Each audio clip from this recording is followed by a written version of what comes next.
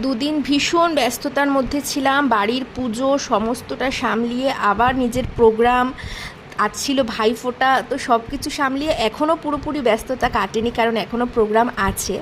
তো সমস্ত ভিডিওগুলো আমি শ্যুট করে রেখেছিলাম, সাথে সাথে তোমাদের সাথে শেয়ার করা হয়নি, কিন্তু সব আস্তে আস্তে পরে তোমাদেরকে দেখাবো বলে সব কিন্তু খুব যত্ন করে রেখে দিয়েছি। তো তারই একটা ক্লিপ এইটা, সেটা হচ্ছে মা বাড়িতে এসেছেন, সেটা তোমাদেরকে দেখিয়েছিলাম। তো মাকে এখনও মন্দিরে নেওয়া হয়নি, কারণ মাকে এদিকে অলংকারগুলো সমস্ত কিছু পরিয়ে সাজিয়ে গুছিয়ে তারপর মায়ের ঘরে মাকে নিয়ে যাব। আর তোমরাও কিন্তু আমাকে অবশ্যই জানিও সাজুগুজু করে আমার মাকে কেমন লাগছে দেখতে। মায়ের বর্ণনা আর কি দেব, মা তো মাই হন, তাই না?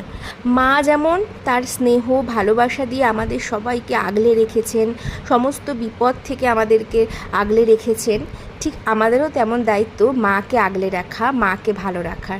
আর আমরা আমাদের সাধ্যমতো সবসময় চেষ্টা করি মাকে ভালো রাখার, মাকে খুশি রাখার। আমাদের বাড়ির এই পুজো অনেক পুরনো, ৭৫ বছর প্রায়। তো বছরের একটা দিন বাড়ির সমস্ত আত্মীয় স্বজন কিন্তু আমরা সবাই এক জায়গায় হই, মায়ের টানে মার কাছে সবাই কিন্তু ছুটে আসি।